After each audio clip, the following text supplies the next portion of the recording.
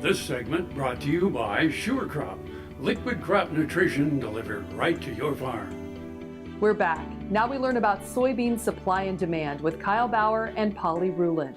Hi, this is Kyle Bauer. I have the opportunity to visit with Polly Ruhland. She's with the United Soybean Board, and of course they direct the soybean checkoff nationwide.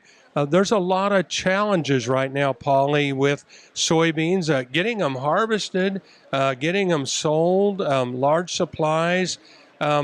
It's a lot of challenges for your part of the business. Yeah, we have a lot of stuff going on right now. The tariffs probably being top of mind for most farmers.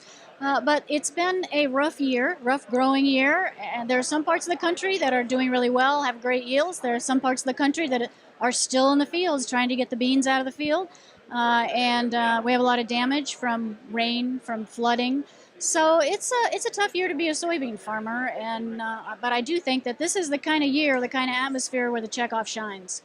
Well, truly, to do that alone, if you're a producer that didn't have someone, if you will, fighting alongside all the other soybean producers for all these challenges, it would be overwhelming. It would be. I think I always talk about the demand side of the equation. So we've talked just now about the supply side, about the challenges, about prices and tariffs and a lot of soybeans, just a lot of soybeans.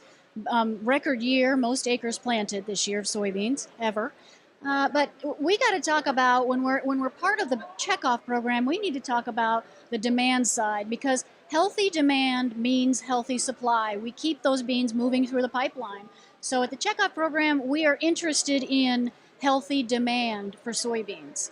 And the best thing about soybeans, I call them the magic bean, because in the soybean business, we can do food, feed, fuel, and fiber all with one product. So we focus on all those areas in the checkoff program.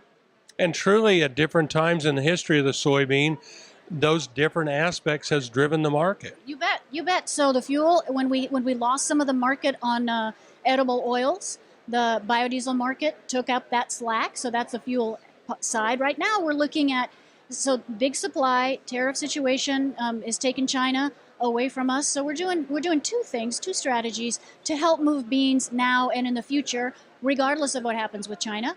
And those two things are to focus on new uses for soybeans and things like surfactants and adhesives and paint and carpet and all those areas that the magic bean can play a role.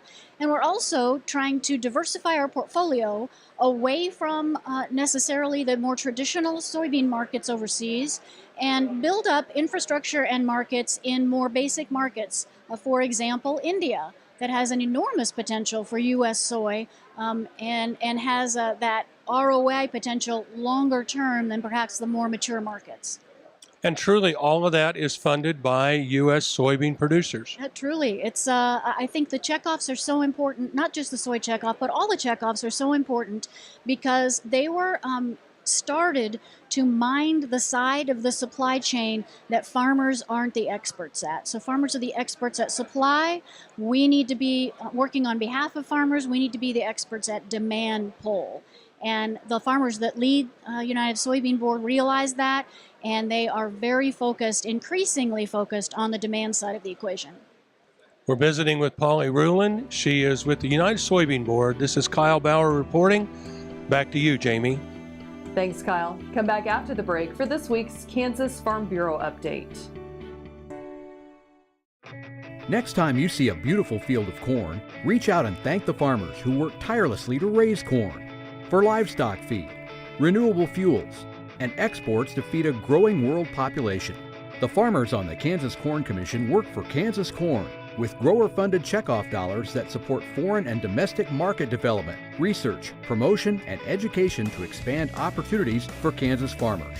To learn more, visit kscorn.com.